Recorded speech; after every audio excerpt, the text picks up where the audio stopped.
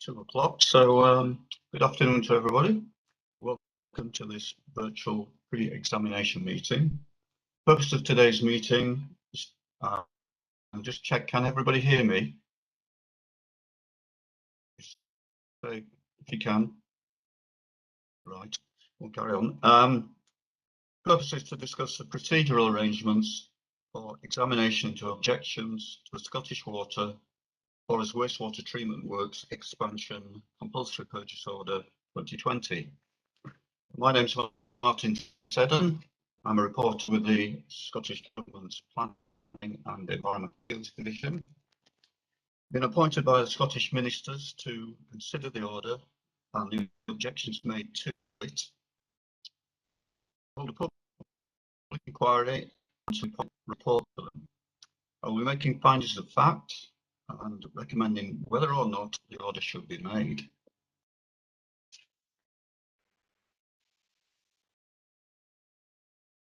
Before I go any further, there are a few things that I'd like to say about today's meeting.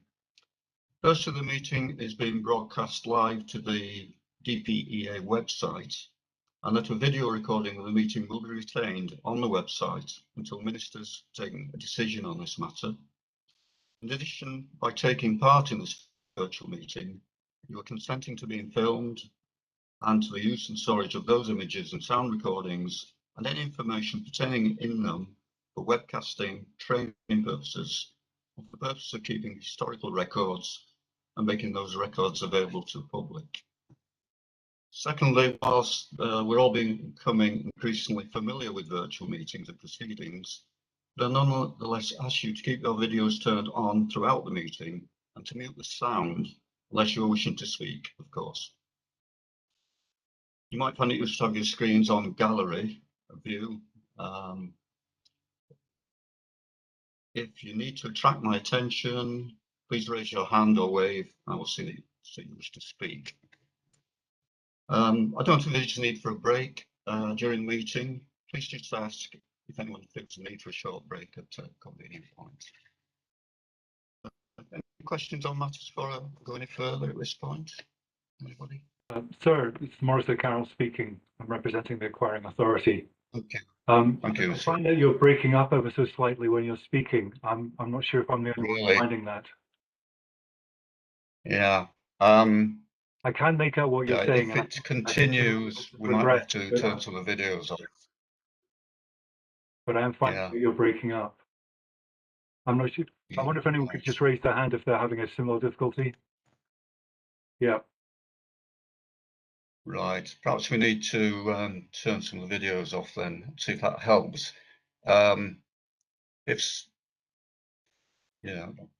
is if I need to be aware that I'm breaking up to repeat it, if you know what I mean. So it'll be useful to I'll keep you right. Somebody to monitor the situation.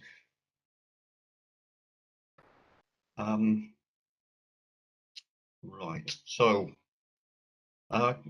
just ask everybody to introduce themselves. I'll start with, on the same basis with any questions. There'll be Scottish Water, the Old Tyre Estate, and then the Church of Scotland General Trustees. So if we start with Scottish Water. Well, I think I've already introduced myself. This is Maurice O'Carroll. I'm counsel for the acquiring authority. Thank you. And anyone else? Scottish Water? I'm Maria McNeill, Senior Legal Counsel at Scottish Water. Thank you, Maria. Susan Law from Lindsay's. We represent Scottish Water, and my colleague Lewis Crofts. Sorry, I didn't catch the second name. Your colleague? Lewis Crofts from Lindsay's. Okay, thank you. Anyone else from Scottish Water?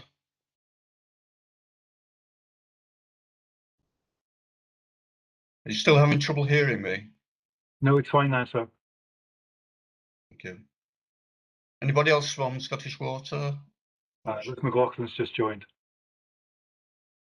Thank you. And then Old Tyre Estates. Thank you. My name's Jamie Whittle. I'm a partner at R&R Urquhart's Listers and Forests, representing Old Tyre Estate. Thank you, Mr. Little. And then Church of Scotland. I'm Morag Muneer from the Church of Scotland General Trustees, Head of Land and Estates. Thank you. I'm Athol Newlands, Bolts Chartered Surveyors, agent for Scottish Water. Thank you, Mr. Newlands. Sorry for not, sorry, Bolts, not Scottish Water, sorry. I thought I did think Scotland. then. Fine. I'm Rebecca Bradley from Bolts Chartered Surveyor, and I'm Athel's assistant. You are breaking up quite a bit on that, so just have to be careful. Right.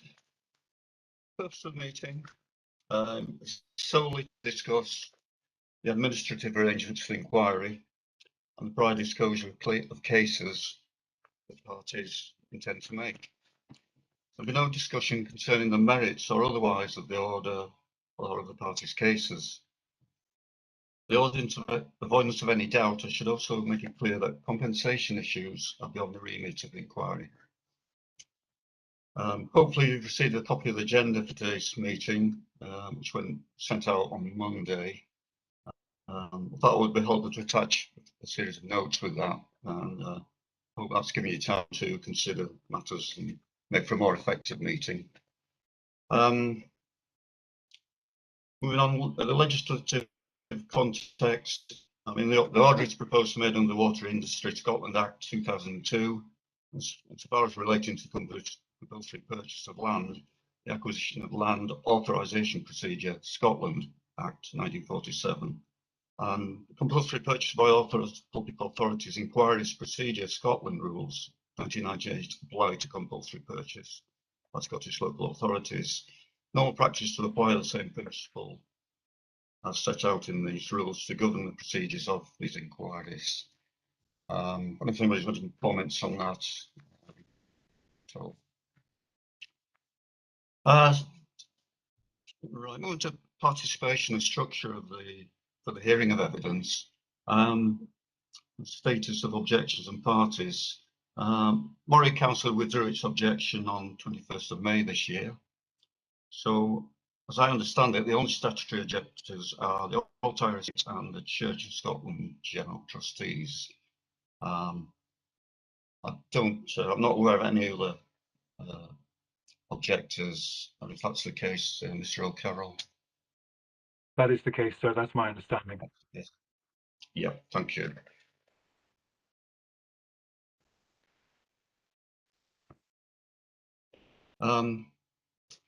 And I'd like to discuss how the evidence might be heard. Before we do, the impacts of the pandemic will, of course, have a bearing on how the inquiry's progressed. As you may have read in the most recent DPA coronavirus guidance, the default position is that inquiries and hearings will be taken virtually.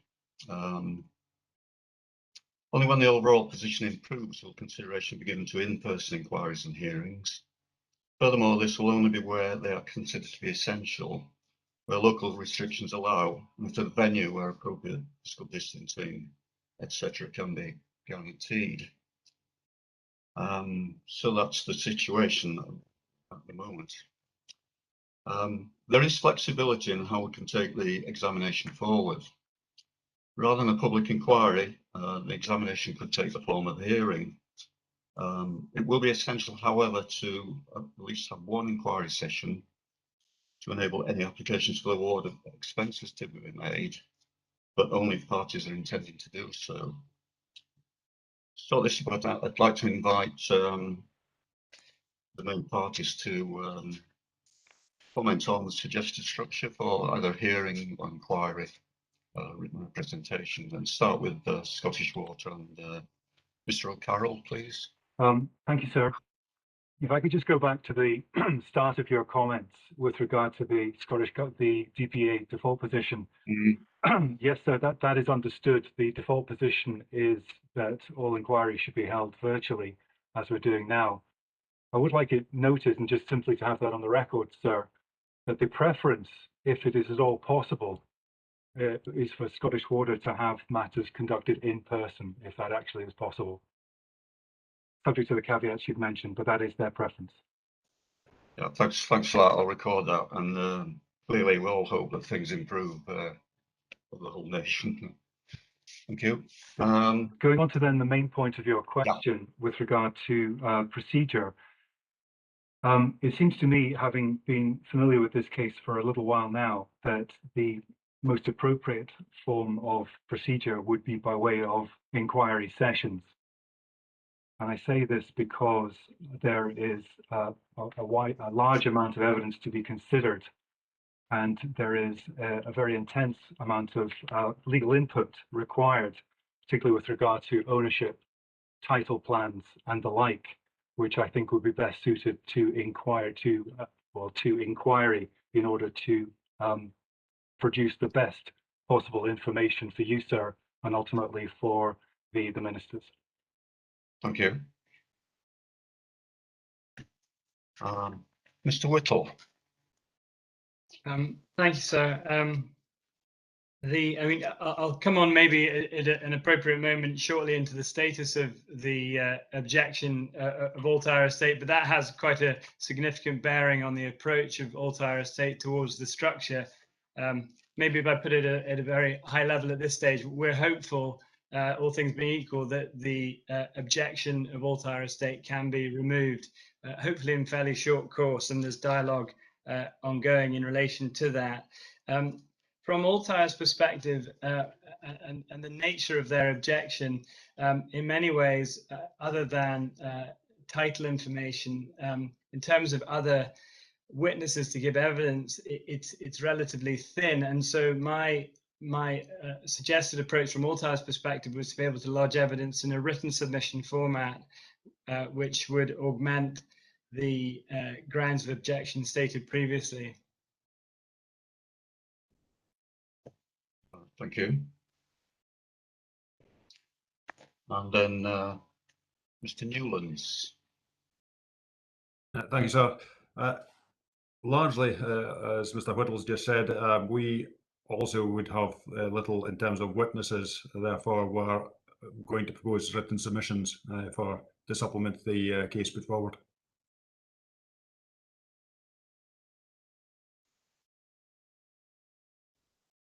Thank you. So we've got inquiry and 2 proposals for written submissions. I wonder if it's possible to just have an inquiry on the legal aspects and to be defined before that's arranged, supplemented by the written submissions.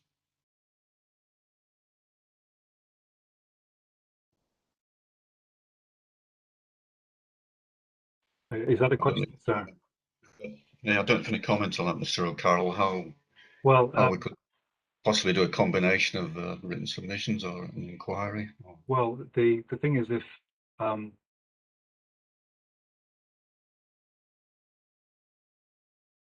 obviously, in order to have inquiry would have to have opposing evidence in order for that to be tested in full. And if it's simply coming from one side, then there's not really much testing going on. So if I think, though, the position is that the two, well, we may not have Altair Estates maintaining their objection depending on how matters proceed. And if Church of Scotland wish only to proceed by way of written submissions, then I'm wondering just really what the scope would be for any inquiry sessions left from that. I suppose what you could do is then require them to make a witness available for cross-examination at an inquiry session, but that might be somewhat artificial if their view is that all matters can be covered by way of written submission. Is a hearing an intermediate way forward on it? Well, I'm concerned about a hearing because if the main source of my comment requiring there to be an inquiry session is because of the, as I put it, intensely legal aspects of this, then I'd rather suspect that's something that should be dealt with by lawyers. and be better, and rather than putting a burden on you, sir, to identify all of the legal issues, having taken advice rather than simply by the lawyers themselves, which would be perhaps more straightforward. Could we just leave the mode of inquiry to one side just now, please, sir? Or if I could just take a break, I might need to take instructions as to what we should do in place of what's just been said. Yeah, that's fine. I'm quite happy to adjourn. How long do you think you need? Well,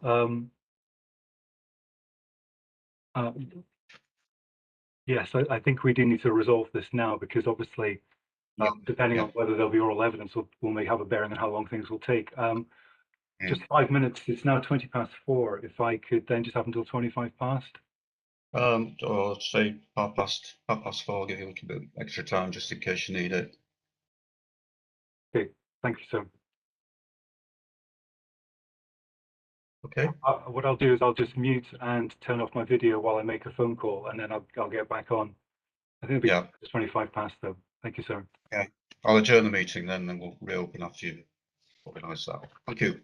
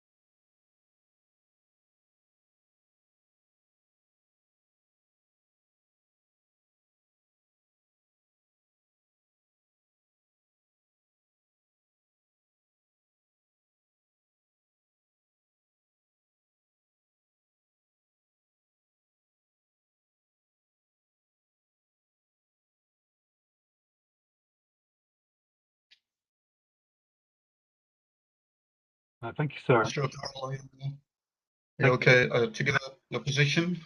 I've had an opportunity to consult, take instructions. The one thing I'd just like to say before I go on is that an inquiry has two related purposes. It provides those most closely affected by the order with an opportunity to be heard in defence of their property, and it enables the confirming authority to be better informed about the facts and opinions relevant to the decision they must make. So that latter comment applies to you, sir, and thence to the ministers. So given that we're dealing with compulsory purchase, which is a matter of high public importance, and of course the subject matter itself is of high public importance, I think that the most appropriate way forward would be for there to be an oral inquiry session heard in full. And I would move you to order such an inquiry session. And not only in restricted form, but matters at large should be subject to inquiry. The reason why I say that is I can't see at this stage how matters could be hived off as being termed as merely legal as opposed to anything else, since everything is intrinsically interconnected. Land is required for certain purposes, and the land that is required is required for other development to take place in order to allow an alternative access to the waste treatment works. So all of those matters are interrelated, and I think it would be artificial and wouldn't save time in order to try and hive off that in any way. But the primary position of the acquiring authority, Scottish Water, is that this should be subject to an in-person hearing, because what has happened so far over a number of years, sir, is there has been a large extent of exchange of written submissions effectively between the parties on a private basis. The acquiring authority has produced a comprehensive statement of reasons, and that hasn't ultimately ended in agreement between all the parties, with the exception, obviously, of Murray Council and potentially with Altyre Estates, depending on how matters progress. So I think, sir, it really has come down to a point when we must focus all of the outstanding issues that are insisted upon by the remaining objector, so that that can be properly ascertained by yourself and the best evidence be obtained for the purpose of the Scottish Minister's decision, and therefore in order to decide whether or not to confirm the CPO. Yeah. Yeah. Thank you for that. I mean, after your explanation and consultation, I agree with you that we should look at an inquiry. I don't think there's any new alternative based on what you just said. Thank you. We go back to my agenda. Unless anybody else has any comments on that, I mean that's really I think the best way to deal with this, given the complexities that are involved.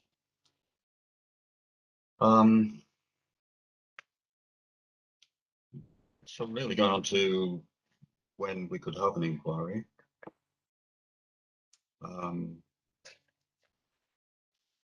In my notes, I suggested that a virtual inquiry could commence from the 16th of November. There's some constraint because the IT units at DPA are sort of very heavily booked. So, but I managed to reserve days from the 16th to the 19th of November inclusive. Then the next available dates after that, which I've been able to reserve, are the 6th to the 17th of December inclusive.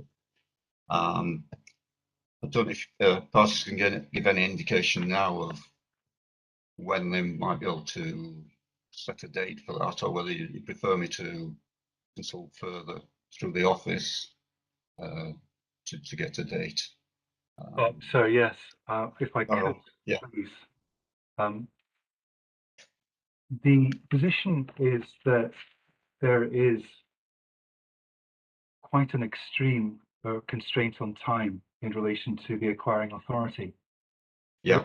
Present an agreement with Network Rail with regard to the current arrangement, which has always been expressly a temporary one, which involves arrangements going via the premises of Christie Elite Nursery, which has been in place with Network Rail for a period of number of years now. Now, the 5-year period will come to an end on the 6th of October 2022. And obviously in that time, we would require a decision from you, there would be a decision from ministers to confirm, and then matters will be put into action. So even with a fair wind, we are, I think, looking hard up against the time clock here, sir. So what I would like to do is to impress upon the inquiry the need for early resolution of this. And to that end, I have spoken with my clients and those instructing me with regard to that. And also I note with regard to the inquiry's rules that there is supposed to be an inquiry within 8 weeks of the pre-inquiry meeting, which as you have already noted in the invitation, the week of the 16th is already a week beyond that. But what we've done, however, at Scottish Water is we have managed to establish that the 16th, the week of the 16th is appropriate for everyone. All people, all parties of the entire legal team and the proposed witnesses are all available in that week, 16th to the 19th that you have proposed. Thank you. And I would urge you to set a date, set that as the date to start the inquiry. Clearly, I'd like the inquiry to be as soon as possible. Mr. Whittle, would you be available? Thank you, sir. Yes, I concur very much, and that date's available from our perspective. Mr. Newlands? Thanks, sir. Yes, I'm available on those dates. My only reservation I'd like to talk to my clients on is that they had hoped and intended that they would proceed by way of written submission. If they're going to be required to attend a hearing, I would need to talk to them to see whether those dates suit them as well. And also, given the comments earlier that the subject matter is likely to be heavily of a legal nature, I suspect they might want to have legal representation available for that as well. And I don't have information on that at the moment. Yeah. Thanks, that's good, excellent. Question now is, how long do you think we will need? Starting through Carol, days or more that week. Again, so how long would depend on the number of witnesses. For myself, we have identified 2, perhaps 3 witnesses, and on the assumption that their precognitions be taken as read and would only be subject to cross-examination, based upon my own experience in the past, that is perhaps something that could be done in 1 to 2 days.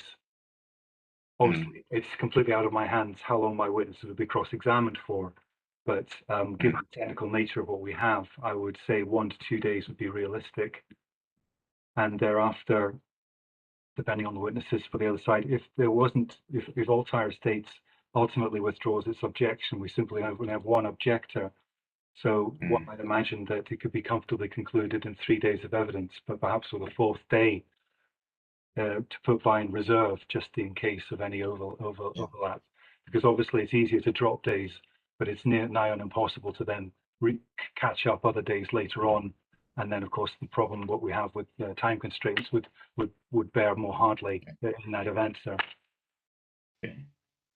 Yeah, I'd be quite happy with that. 3 days with 1 day in reserve that week. That's a Tuesday, I think, 16th, Tuesday, Wednesday, Thursday, Friday in reserve.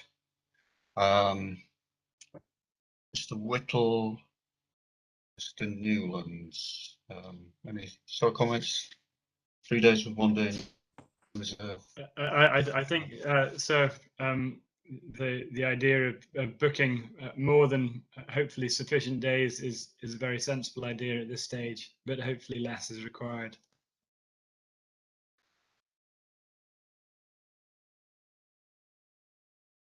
Yeah, thank you. Newlands? Yes, I mean, I concur. I'm not going to claim to be expert on how long these things may take, but that sounds reasonable. Thank you. Right.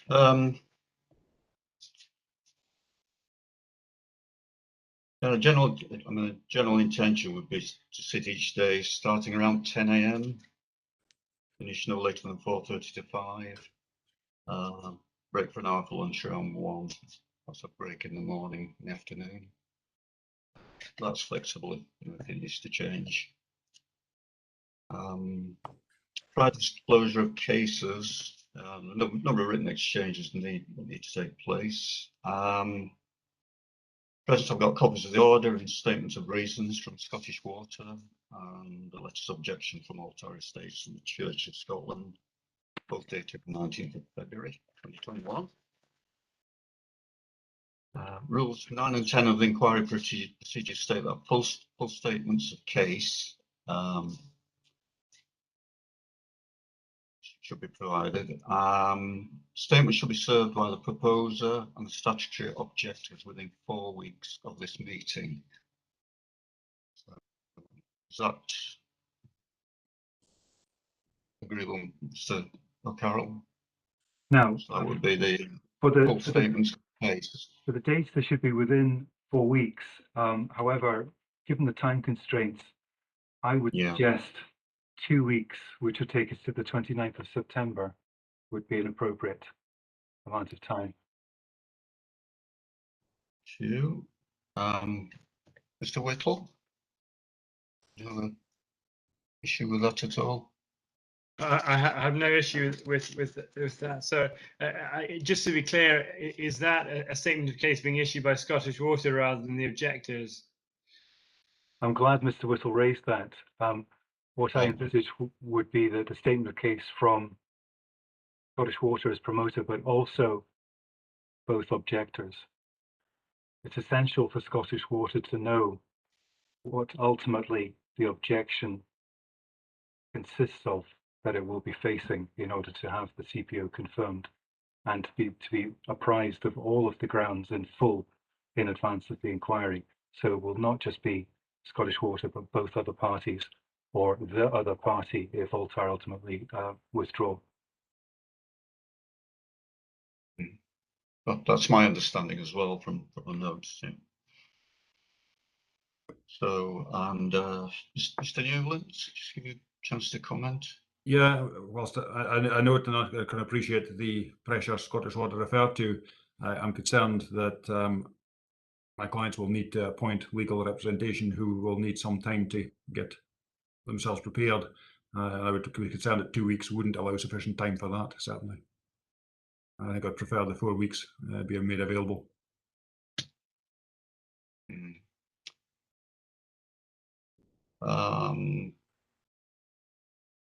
Yeah, I mean, would 3 weeks be acceptable, Mr. O'Carroll? Just give a little bit more time, but that would be a hard deadline. Yes, so 3 weeks would then take us to the 6th of October, which would be acceptable. So, okay. Would that be acceptable to you, Mr. Newlands? Well, I can't talk for solicitors and getting that. Yeah, well, I'll take that up with my clients. Well, that's about as far back as we can go, sir, because that is just around about 6 weeks prior to the start of the inquiry that we've now established. So I don't really think we can go beyond that any closer to the inquiry, because of course the inquiry statement, the evidence, the documents and recognitions will be based upon that as well. So I think that's as far as. Sorry, could I ask a question? Can I understand whether you have now settled on that date, or whether we are able to refer back to the general trustees and come back to you, because we have trustees involved and I have to check their diaries? Do you mean the inquiry date? The week beginning the 16th of November. Am I right in understanding that we will have the opportunity to come back to you on whether that date suits the trustees?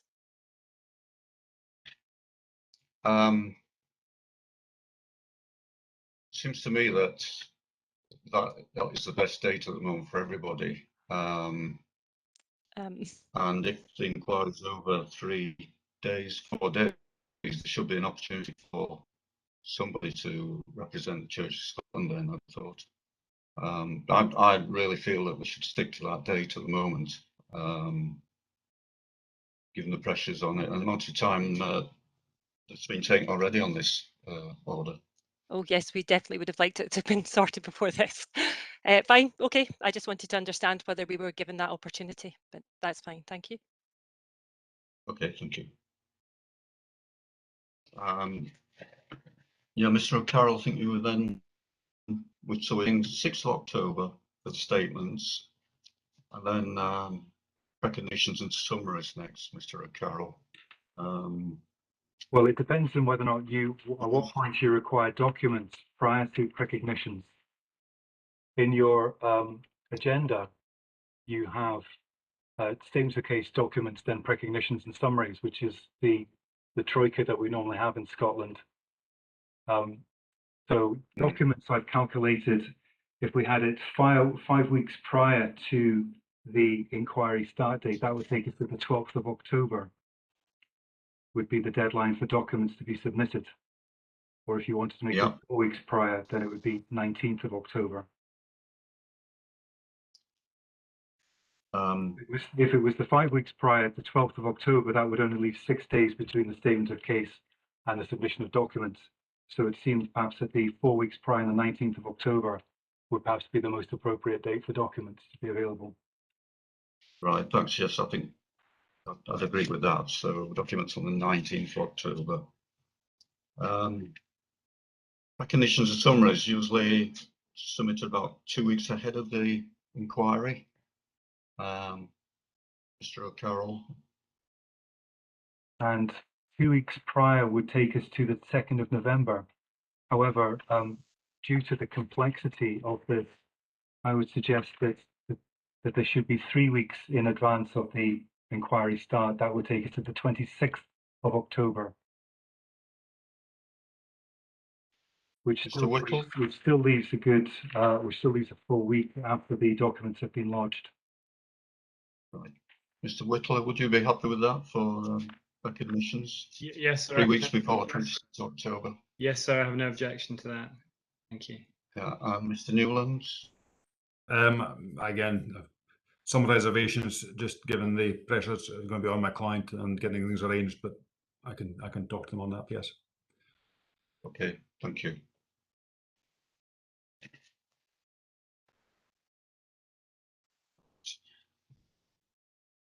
I've got a note about statements of common ground, but I mean, main perhaps is not essential on this one. I think there's a lot of background information there. But again, Mr. O'Carroll, have any thoughts on whether need for a statement of an agreed statement of common ground? Obviously, statements of common ground are a very, very good idea because they foreshorten inquiry time being used.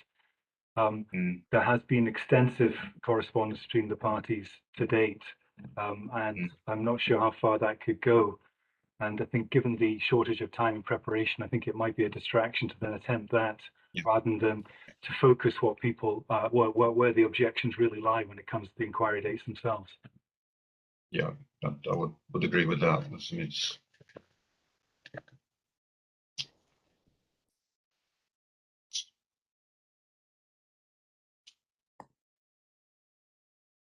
so that's good. Excellent. We've got all the dates there. What shall I do? A record of the meeting. We'll put that out sometime next week. In terms of written submissions, comments, etc., if everything can come in by email and be copied to other relevant parties, except for if there are any large format documents, visualizations, etc., that we'd have to receive in paper form. Assume we've all got each other's contact details, but certainly Liz Kerr can help with that if there's an issue at the office. And ask that all recognitions, etc., documents, lists, sent to office in Word compatible format, so I can easily incorporate anything into my report. Site inspection. Be helpful to hear from the parties if it's considered essential that I visit the site or not, or if there are any alternative ways for me to see land in question and surroundings, say including level crossings, for example, using photographs and or videos. Mr. O'Carroll? Yes, indeed, sir. All of these things are possible, as indeed is a Google Earth survey. The view of Scottish Water is that it would be extremely helpful for you to see the site in person yourself, up close. And to that extent, And for that purpose, we already have a proposed date in mind for you. If you were in agreement with that, sir, we've arranged for Mr. Stuart Kirkton to walk you around the site, and there will be PPE provided and health and safety requirements will be considered and adhered to. And there's a possibility also of the potential third witness might also be able to show you around as the estate surveyor, Mr. Andrew Wilson. But if you were minded to see it in person, as we think would be best for you, we have identified the date of the 22nd of November for you, sir, and other interested parties that might wish to attend. Yeah, clearly, I couldn't do that just with one party, and No. other parties would have to be present as an Of course. accompanied visit. Yes. I mean, what I will take advice from the office on that. Thanks for the arrangement and the date. I'll just take advice from the office on our guidance on well, as a really. yes, thank Yeah. you, sir. As a secondary, we can arrange for a video walkthrough for you if you would prefer that, sir. I think that would be useful anyway in Yeah. the first instance. We'd have to see how things go health-wise over the next few months. Yeah. But it would be a good sort of Thank you. I'll set that in motion. Yep.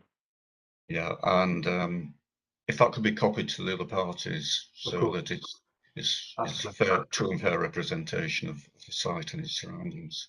Yes, sir, we can do that. Yeah, thanks for that. I think we're just about getting towards the end of everything. Just for the benefit of anybody who's watching the webcast, who watches it afterwards and not familiar with the details of the order, all relevant documents can be viewed on the DPA website by entering the case reference number CPO-300-2 into the search facility. And all contact with the DPA should be via the case officer list. I believe we've all got Mrs. details anyway. Is there anything else that anybody wishes to raise at all? Mr. Nothing for me. Carroll, Thank you. Mr. Whittle, Mr. Newlands. No, thank you, sir. No, thank you. No. Right.